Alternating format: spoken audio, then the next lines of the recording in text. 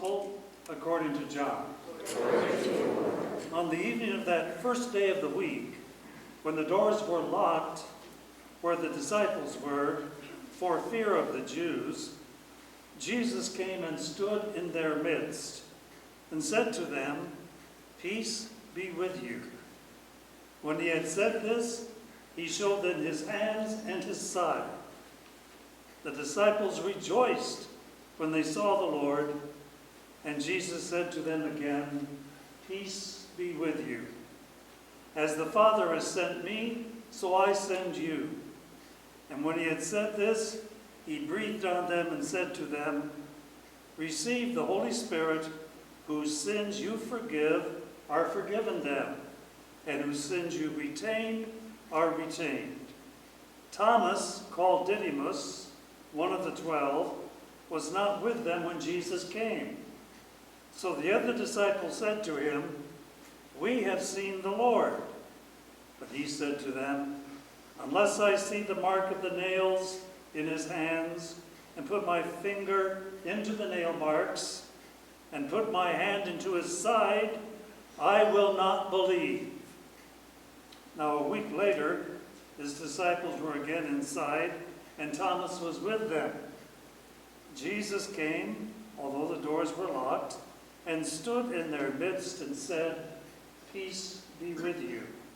Then he said to Thomas, "Put your finger here and see my hands, and bring your hand and put it into my side, and do not be unbelieving, but believe." Thomas said to him, "My Lord and my God." And Jesus said to him, "Have you come to believe because you have seen me? Blessed are those who have not seen and have believed." Now Jesus did many other signs in the presence of his disciples that are not written in this book. But these are written that you may come to believe that Jesus is the Christ, the Son of God, and that through this belief you have life in his name. The Gospel of the Lord. Praise you, Lord. Good afternoon. Good afternoon. You know,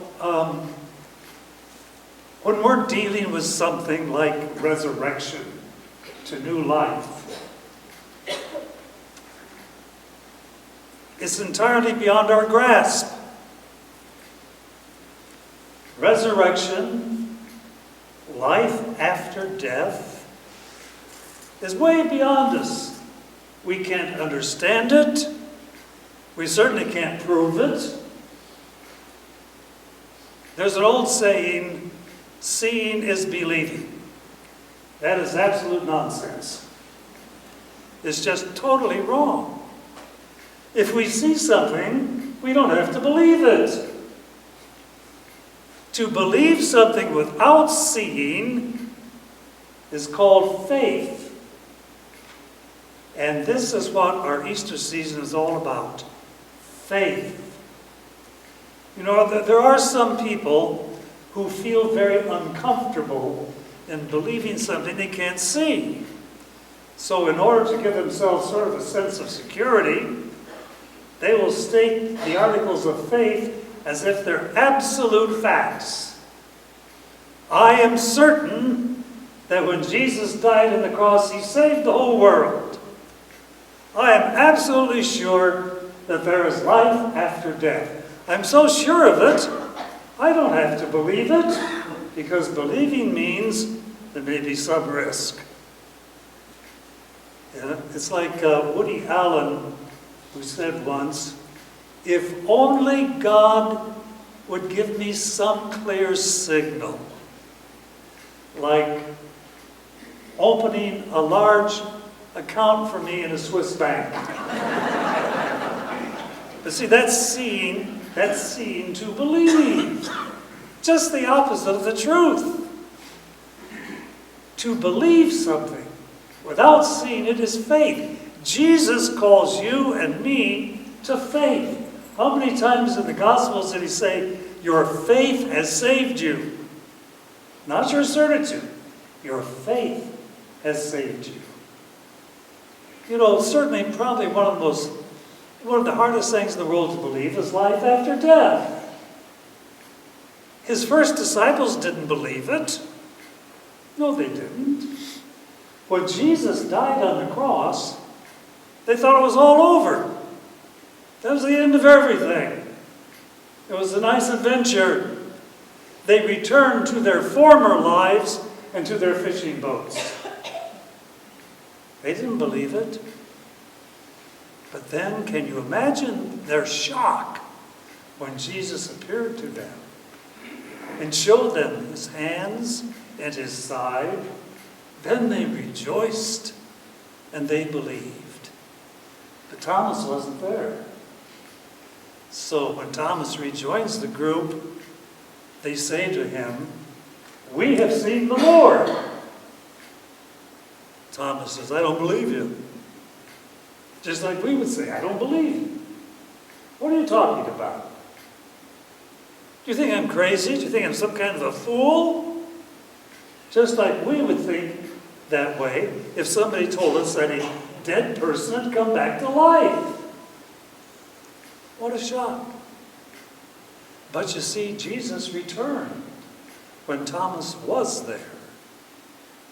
And then he said to Thomas, "Now, see my hands, see my side."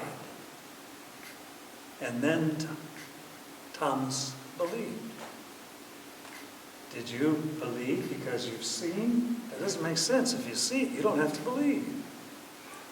Thomas made an act of faith in much more than that. When he saw Jesus, he made an act of faith in his divinity. And he said, "My Lord and my God." That's faith. I think our gospel today really urges us to live by faith and to be comfortable with that. It urges us to be able to live without certitude. That's what faith is all about. To know, however, that our doubts do not mean that we're losing the faith. In fact, it's the opposite. When we doubt, that means we have faith. That may sound silly, but it's true. As someone wrote, "He who has never doubted has never half believed." I think our gospel today is urging us to have hearts filled with gratitude over such a gift as the gift of faith. We have never done anything to earn it. We never could do anything to earn such a gift. The ability to believe. Wow, that is really something. In the gospel, Jesus said, "Blessed are those who have not seen and have believed." You and I are those blessed ones.